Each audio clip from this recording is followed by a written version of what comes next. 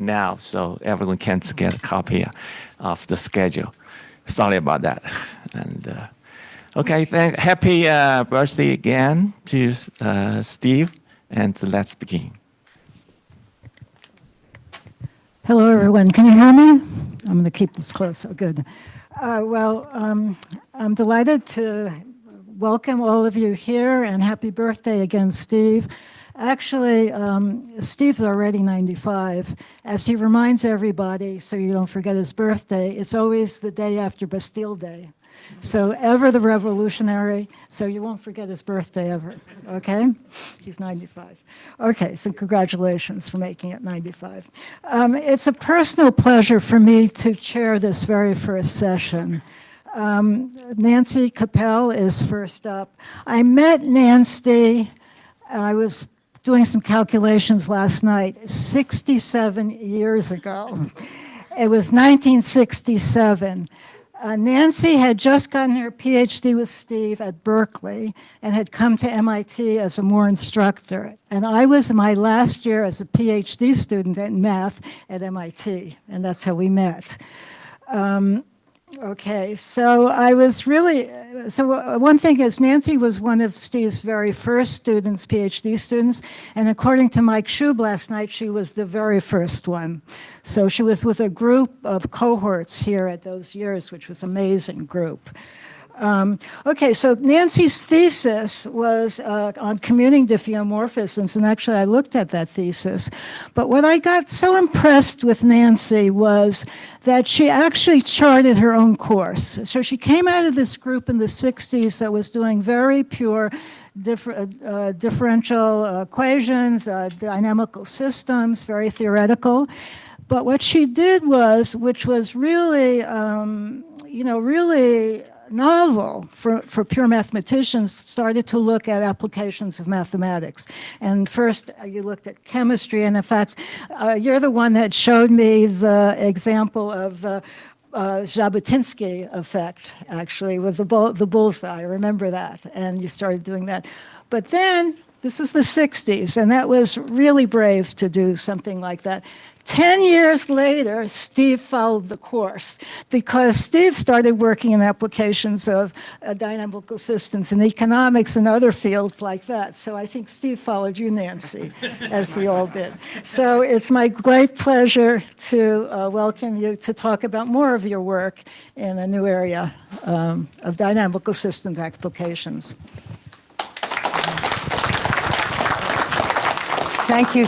No, yeah. Thank you so much for that wonderful introduction. I used to joke about Steve following me, but I didn't really mean it. That is, I understand the very great debt I have to Steve. Let's see.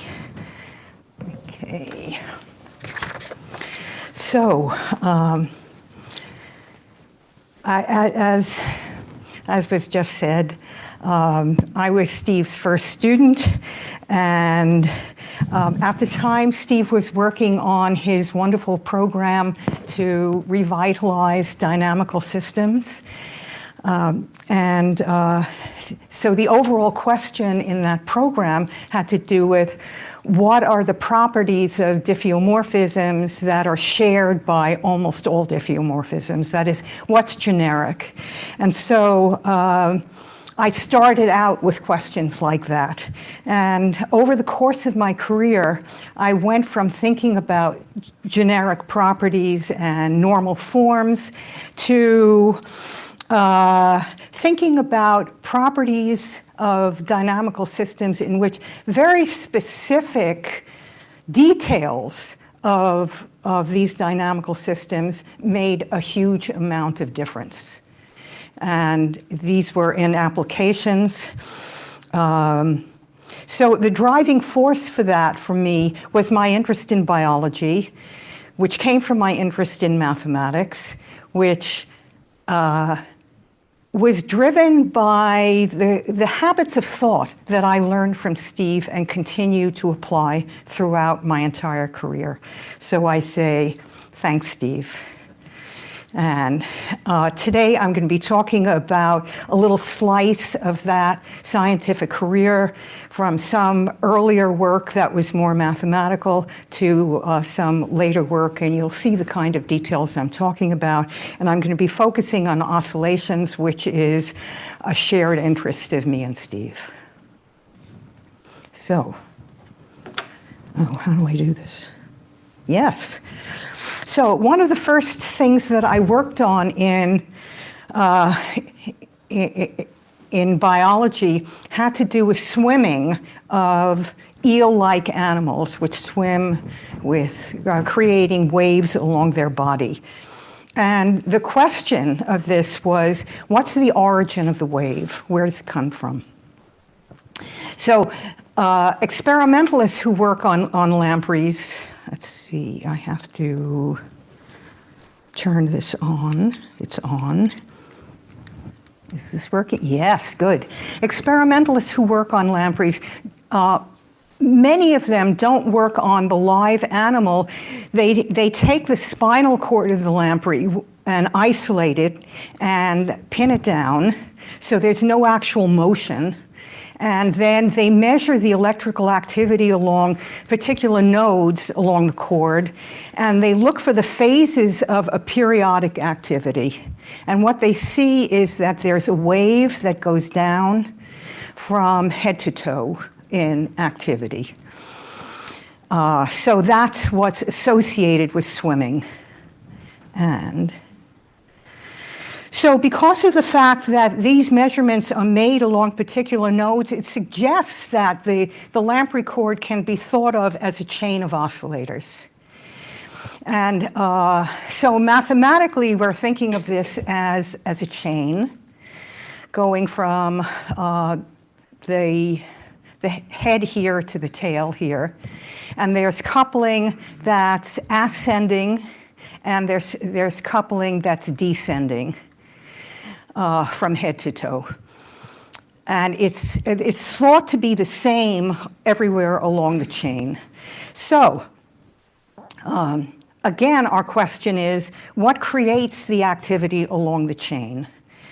So here's where an important mathematical step comes in. We don't know we know a lot about what's going on at each node, but it's very complicated. And the question is, do those complications matter or not matter? And one mathematical step here is, if all of these are limit cycle oscillators and the coupling is weak, then there's basically a kind of normal form here, that the system can be reduced to one phase per oscillator. And in fact, in such a way that the coupling depends only on the phases, that's the difference in the theta k's here, depends only on the phases. And in fact, it only depends to first order on the differences of the phases. So for example, at the kth oscillator here, the ascending depends on k plus 1 minus k phase, and then there's a descending one that depends on k minus 1 minus k. So the form of the coupling is there, but then what do you choose for the coupling if you're trying to model this? So there's a well-established idea among mathematicians. If you don't know what's going on, look for the simplest example and see if that works. And then try to see, question. And then try to see what it is about that simple example that might give you clues to everything else. And the obvious simple example is to make this a sinusoidal coupling, which is exactly the coupling that's in the Kuramoto equations. In the Kuramoto equations, you're dealing with all-to-all coupling. Here we're dealing with a chain, but it would be the same kind of thing. In the Kuramoto equations, the essence of it, in the classic Kuramoto case, what people were after was synchronization of all the oscillations. You start out in all possible initial conditions. Do they synchronize or not? But we're not looking for synchronization. We're looking for a wave that goes from head to toe. And in fact, if you just plug in signs for the ascending and descending, it synchronizes. So whatever is going on here, it's not that. Okay, here's another mathematical move one can make. This is a very long chain of oscillators. It's about 100 or so. It's a very metric fish. And it turns out that if you do something funky and you take this coupling and you separate it into its odd and even parts and write it all out, and I'll spare you the algebra, it turns out to look a lot like a discretization of a singularly perturbed two-point boundary problem. This is the steady state solution, so there's no time-dependent part of it here. And here the f and the g are functions that depend on the even and odd parts of h. Remember, there is something dependent on minus phi. That's where that comes in. And we actually know a lot about equations like that, mostly from applied math, because it's singularly perturbed when n is large. And people know a lot. And what they find is that there's a boundary layer at one end.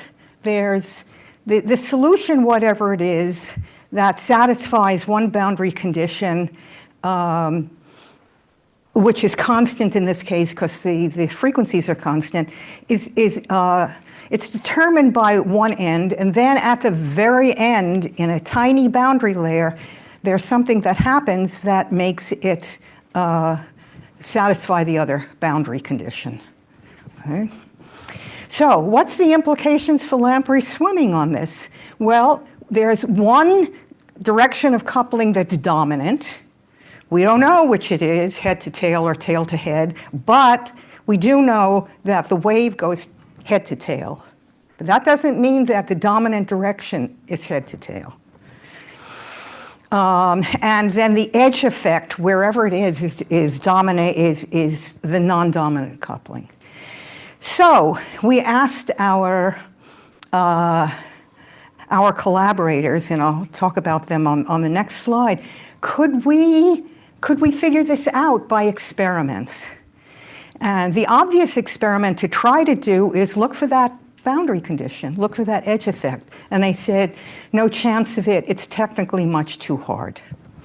So Bart Ehrmantraut and I then suggested another one. And this is a very non-obvious thing to think about. The notion was that whenever you have an oscillator, you can think about forcing it, meaning you give it some frequency and you see if you can make it go at that frequency. Well, you can try to force an oscillator, and you can force it at one end and see if you can make it go throughout the entire chain.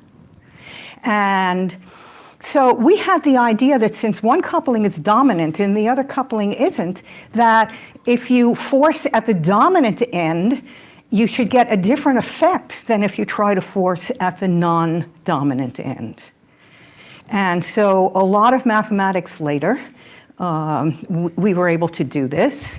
And we found indeed they're different, that if you force at the dominant end, you can entrain in frequencies that are above the natural frequency and below, so at whole range, which is exactly what you expect when you force a single oscillator. However, if you try forcing at the non-dominant end, you can entrain above or you can entrain below the natural frequency, but you can't do both. So, since we were young and foolish, we suggested an experiment to the biologists to do this. And I remember Karen Sigvart fell off her chair laughing. But when she got up, we designed an experiment and she did it. And here's the experiment. You could You can indeed try to force this lamprey spinal cord by pinning down everything except one end and wiggling it with a motor. Right? And the reason that works is that there are mechanoreceptors that are there, and those transduce the mechanical movement into electrical movement, electrical changes, which can then be propagated down. And our question was, can you see that the forcing at the two different ends were different? And lo and behold, it actually worked, which put me on the lecture cycle for quite a while talking about this. So the dominant direction turned out to be tail to head, even though the wave was head to tail. And this made no sense at all to most people until we figured out that actually most of the coupling is inhibitory, and the inhibitory coupling can really change your intuition about what should be happening. Okay, onward. So I would say that about the first half of my career was roughly like that. Roughly in that spirit. That is, I was really interested in mathematical questions that came from biology, that had really interesting new mathematics in it. And if indeed at the end there was a real application to biology, that was the cherry on top. But my main interests were really in the mathematical questions. And then at some point, that changed. And what changed was collaborations with Roger Traub and Miles Whittington. So I met Roger Traub when I was in fact his teacher for 1 year when he was studying. He was a math graduate student at MIT. And I was a very freshly minted PhD. And I taught him differential geometry. So for a while, he kept referring to me as a geometer. And so after 1 year, he went to medical school. And decades later, I met him again. And he became my teacher in biology. And one of the things he did was to introduced me to Miles Whittington. Now, Miles Whittington was thinking a lot. He was an experimentalist working mainly on mice and rats. And he was interested in so-called brain rhythms. And he wanted to know not just what are the mechanisms underlying brain rhythms, of which there are a lot of different mechanisms, but what are the important implications of the physiology underlying these mechanisms for cognition and, in general, brain function. So at that point, I started getting very interested both in physiology and in brain function, where you really have to start paying attention to details. So I want to give you first a very simple example of a brain rhythm where you can actually prove theorems, and I did a lot of that. It's called PING, Pyramidal Interneuron Network Gamma, and in its simplest form, it's one excitatory cell and one inhibitory cell. The excitatory cell fires, it makes the inhibitory cell fire. That produces inhibition that shuts down the E cell for a while, it wears off, and then it starts all over again. That's what gamma is. And you can have lots of E cells and lots of I cells. They will synchronize. And it happens fast over about 2 cycles. And this can happen even when there's a lot of heterogeneity and very sparse coupling. So there was a very interesting math problem there about how this synchronization comes about. But the really interesting question to me by that time is, what is it good for?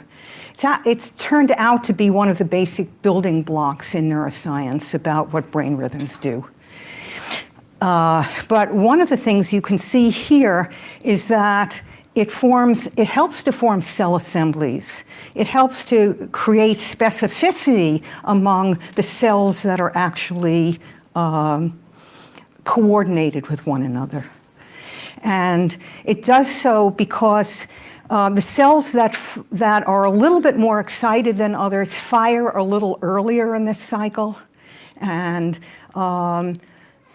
those that aren't quite excited enough to fire again before the next bout of inhibition comes in are completely shut down. And here's where we have our cell assembly. So cell assemblies, again, are a critical part of how the brain computes. And that's why this kind of ping oscillation turns out to be cited so many times. There are lots of other mechanisms that produce 40 hertz rhythms, but they don't behave this way and they don't have that function. Okay, so I'm not going to tell you all about Hodgkin-Huxley. But my point is that when you start getting to much more complicated oscillations, the models of them, the descriptions of them are very complicated because they have to be, because there are so many currents, intrinsic and synaptic currents that come into why they oscillate. And so one needs to have a very complicated model, and it's unlikely that those complications can be just thrown out the window as things that are not so important. You really have to focus on them. So that's when I started thinking hard about all the kinds of details that may be very, very important to function. So here's a complicated example. Still one of my favorite rhythms. So this is a rhythm that in vitro and in vivo appears after a stimulus comes on and then when it fades. So in vitro, what you see is you add something to the bath that gets everybody excited. And in the superficial layers, you get a gamma. And in a deep layer, you get something called beta 2, which is 25 hertz. Then you do something else. After waiting a while, you do something else that removes the thing that got them all excited. And what you find is both layers just switch to something that's called beta 1. It's 15 hertz. And what's so striking about this is that each cycle of this beta 1 is one cycle of the gamma followed by one cycle of the beta 2 and on and back and forth and back and forth. So it's a concatenation of these. In fact, it's closely related to Fibonacci numbers, and you can ask me about that later. And so this was all the work was done in Miles Whittington lab by Anita Rupin, and what is so striking about this is it seems like this is doing a lot of work in the nervous system. That is, this beta 2 can last much longer than individual bouts of gamma, and it has the property that it seems to be able to integrate bouts of gamma over time. So if you look at the level of beta, it's telling you how much gamma went on before it through. And there is modeling that we did that showed how this all works. But you'll see another importance of this beta 1 coming up now. So in this slice of my work, I've started from things that were very early, and this is an instance of the kind of thing I'm doing now. So it's work with Sabine Kastner and Ian Fiebelkorn. It's work in monkeys, non-human primates, and it's an attention task in which the animal is fixating on a screen that has 2 bars, and it's fixating in the center.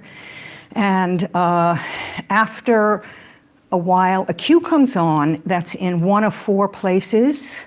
That's at one of the 4 corners here. And then there's a random delay, and then a target comes on that's either at the cue or it's at one of the 2 closer places. And the animal has to pull a lever that says, I saw it. So it's a hit if he saw it, because it's at a threshold level. And the very interesting thing they found out was that if you map the hits, what you see as a behavioral outcome is that it's oscillatory in time. In other words, you see the most at some point, then less, more. So there's an oscillatory rate at which you're perceiving what's going on. And that rate is called theta. It's 4 to 8. It actually has both components to it. But then they started looking, yeah. Okay, it's good. I only have 1 or 2 more slides. Okay, so there's more going on physiologically. They started looking physiologically, and they found that the FEF is frontal eye field, LIP, lateral interparietal cortex, doesn't matter. And this is part of the thalamus. These are part of the attention network. So they were looking at who's talking in what language and how are they talking to one another. And they found that in LIP, in the good state, high hit rates, you get a gamma in the superficial layers. In the low states, you get a beta 1, hang on to that. In FEF, you got a beta 2 in the good states, in alpha. So one of the things to notice is that rhythms are different in the good and poor theta phases, and they don't entrain each other. Whatever they're doing, they're not taking a number from where they are and making the other thing do what it's doing. It's changing it, but it's not entraining it. Okay. Let's see. Yep, 2 more to go. Okay, so our question, which was always my question, is what are the physiological origins of these rhythms, and putting together the physiology and the dynamics, what does it tell us about function? So we had to put together a model. The model was really complicated. What enables you to even think about what should be in such a model? And it comes from what we know about these rhythms. We know a lot about gamma in terms of ping, and I've told you about that. And the ping comes in the ordinary spiking neurons and the fast spiking interneurons. Okay. We know a lot about beta 2, and again, there are a zillion different ways of making beta, but a very standard one is that it comes from a different time scale of the interneurons, of the inhibition. It's just got a longer effective inhibition, so when you hook it up with the excitatory cells, it will produce this beta 2. Now, what about which is found in FEF? Well, what about this beta 1? Well, the beta 1 in LIP here turns out to look like it's exactly the beta 1 that I was telling you about before, in that in the good phase, you have a gamma rhythm here, you have the beta rhythm coming from, beta 2 coming from FEF. Then you take away, in the bad phase, you're taking away the excitation that are needed to create that. And what do you get? You get the beta 1. So we think, and all of this kind of modeling is based a lot on intuition. We think of this as a kind of model that contains the essential things that will reproduce all of those rhythms. And then the moment of truth is, can you get the periodic hit rate? And the answer is yes. Okay, last slide. So, if you're thinking about biology, you're thinking about cognition, then there's so much data showing that regulated timing underlies a significant amount of brain function. And so where does mathematics fit into this? Well, the idea is that if you want to understand the origin and function of this regulated timing, you may not use mathematics, but you're definitely using mathematical thinking.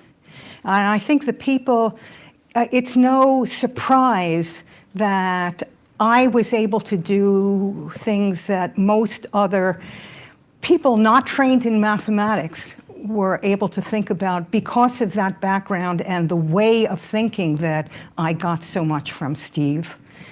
And there's a huge amount more to be done. So many thanks and happy birthday to Steve.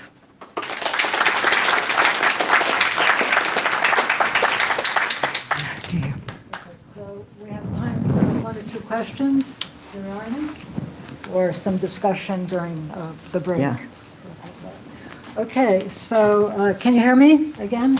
Everybody can hear me. Wait, I have a question. Do you know the firing squad problem? No. Because you're talking about, so in the firing squad problem, you have these finite automata Yeah. in a long line, and the question is, how do you define in these finite automata so that a signal at one end will eventually cause all of the automata to fire at the same time? I will tell you that that's a problem like that is a very important problem in neuroscience that has to do with how do you get things to end up firing at the same time. It's maybe not everything along the line, but the answer can't be an automata. And one of the things that's happening is that every cell has glia that wraps around it, and the glia responds to things, and it changes the speed of propagation. So it's able to know how to change the speed of propagation so that things that are starting in different places can end up at the same place at the same time. I mean, it's extraordinary the kind of detail we keep finding out about what should be simple questions like that. But if you answer it by thinking of it as automata, you're leaving out all the things that the brain actually does to make this happen. Thank you. Yeah, thank you for the question. Okay. So I should comment, Manuel asked that question because it was a problem I got in the first course I took with Alan Perlis at Carnegie Tech many, many, many years ago, the first computer science course ever given. Okay, so this is real pleasure for me to introduce Mike Shube, who I also met 67